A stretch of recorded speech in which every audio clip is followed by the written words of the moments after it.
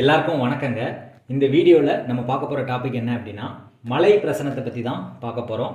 இப்போ யாரோ ஒருத்தவங்க வந்து உங்கள்கிட்ட பிரசனம் பார்க்க வராங்க, எப்போ மழை வரும் அப்படின்னு சொல்லி கேட்குறாங்க. இப்போ ரொம்ப காலமாக மழை இல்லை, எங்கள் ஊருக்கு வந்து மழை வருமா அப்படின்னு சொல்லி கேட்குறாங்க. சிலர் பார்த்தீங்க அப்படின்னா பூமிக்கடியில் தண்ணி இருக்குமா அப்படின்னு கேட்பாங்க. சிலர் வந்து மழை வருமானு கேட்பாங்க. சிலர் வந்து போர் போட்டால் தண்ணி வருமானு கேட்பாங்க. இப்படி வந்து கேள்விகள் பல ரகமாக இருந்தாலும் இந்த மலை பிரசனத்தில் வந்து இது எல்லாமே வந்து அடங்குது அப்படின்னு சொல்லி நூல்களில் வந்து கொடுக்கப்பட்டிருக்கு. அது எந்த நூல்களில் வந்து இந்த மலை பிரசனம் கொடுக்கப்பட்டிருக்கு அப்படின்னா அனுஷ்டான பத்ததி அப்படிங்கிற நூலில் கொடுக்கப்பட்டிருக்கு. முகூர்த்த ரத்னா அப்படிங்கிற நூலில் வந்து இந்த மலை பிரசனத்தை பற்றி குறிப்புகள் இருக்குது. இதில் வந்து இன்னும் இதே மாதிரி வந்து இன்னும் சில பாயிண்ட்ஸ் வந்து அதில் கொடுக்கப்பட்டிருக்கு. அதில் வந்து முக்கியமான பாயிண்ட்ஸை மட்டும்தான் இந்த வீடியோவில் வந்து நான் சொல்கிறேன். அதான் நடைமுறைக்கு சாத்தியப்படணும், அதே மாதிரி தேவையான பாயிண்ட்ஸ் மட்டும் தான் சொல்கிறேன். அளவுக்கு அதிகமாக நம்ம சொன்னோம் அப்படின்னா நம்ம வந்து பிரசனம் பார்க்க முடியாதுங்கிறதுனால மெயினான பாயிண்ட்ஸ் மட்டும் இதில் வந்து நான் கொடுத்துருக்கேன். அதை எப்படின்னு பார்ப்போம். ஃபஸ்ட்டு வந்து நீர் ராசிகள் என்னென்னு தெரியணும். நீர் ராசிகள் நமக்கு தெரியும், அதாவது கடகம், விருச்சகம், மீனம் தான் நீர் ராசிகள்.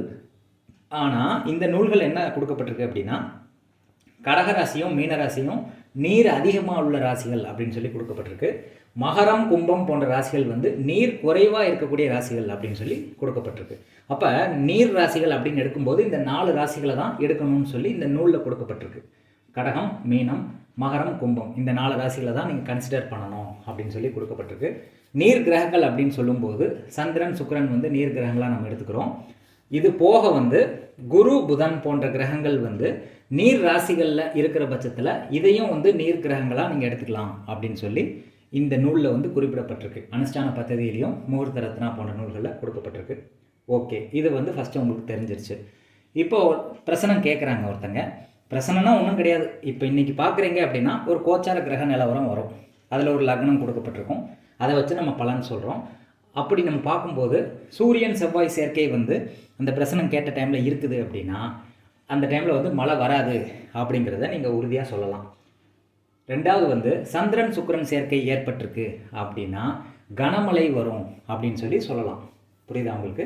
மூணாவது வந்து குரு புதன் சேர்க்கை இருந்தது ஜாதகத்தில், அதை ஜாதகம்னா அந்த கோச்சார டைமில் அவங்க பிரசனம் கேட்ட டைமில் கிரக அமைப்பில் வந்து குரு புதன் சேர்ந்துருக்குது அப்படின்னா மிதமான மழை பெய்யும் அப்படின்னு சொல்லி சொல்லலாம்.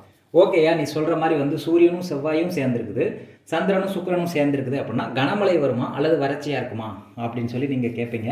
அதுக்கு என்ன பதில் அப்படின்னா சூரியன் செவ்வாய் சேர்ந்துருக்குது அப்படின்னா அது வறட்சி. சூரியன் செவ்வாய் சேர்ந்துருந்து அதை இந்த சந்திரன் சுக்கிரன் சேர்ந்து பார்வை பார்த்துச்சு அப்படின்னா வறட்சியாக இருந்து அதுக்கப்புறம் வந்து கனமழை பெய்யும் அப்படின்னு சொல்லி சொல்லலாம்.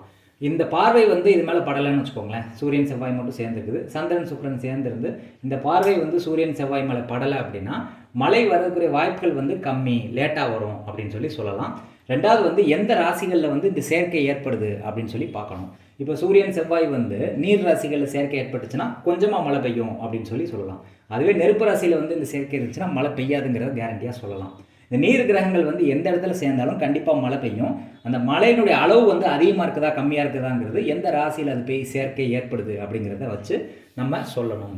அடுத்து இந்த நூல்கள் என்ன கொடுக்கப்பட்டிருக்கு அப்படின்னா 4ஆம் பாவகம், 7ஆம் பாவகம், 10ஆம் பாவகம் கேந்திரஸ்தானத்தை வச்சு மெயினாக சொல்கிறாங்க.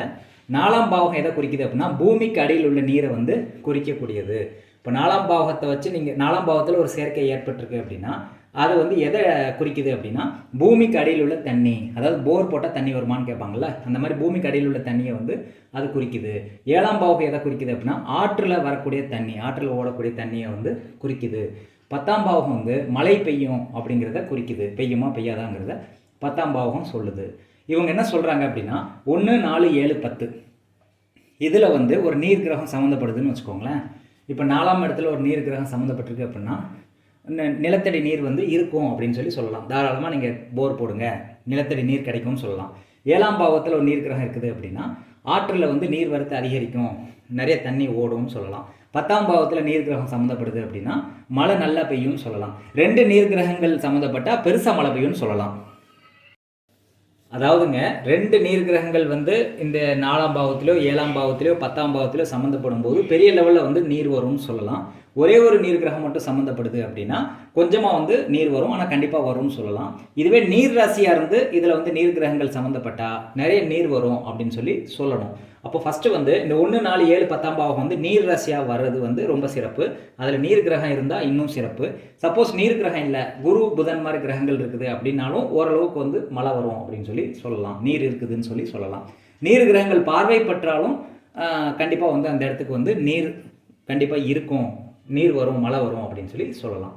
அதுக்கடுத்து என்ன சொல்கிறாங்க அப்படின்னா, இந்த 1, 4, 7, 10 செவ்வாய் புதன் சனி ராகு போன்ற கிரகங்கள் நின்னா மழை வந்து அந்த மழை வந்து காற்றுனால வந்து நின்றும் அப்படின்னு சொல்லி சொல்லப்பட்டிருக்கு. இந்த பாவகிரகங்கள் வந்து 1, 4, 7, 10 இருந்துச்சு அப்படின்னா நீர் வந்து அதாவது மழை வந்து காற்று அடித்து மழை நின்றும் அப்படின்னு சொல்லி சொல்லப்படுது. இது வந்து பிரசன்ட் டைமில் கேட்கும்போது இந்த இதெல்லாம் வந்து நம்ம செக் பண்ணி பார்க்கணும்.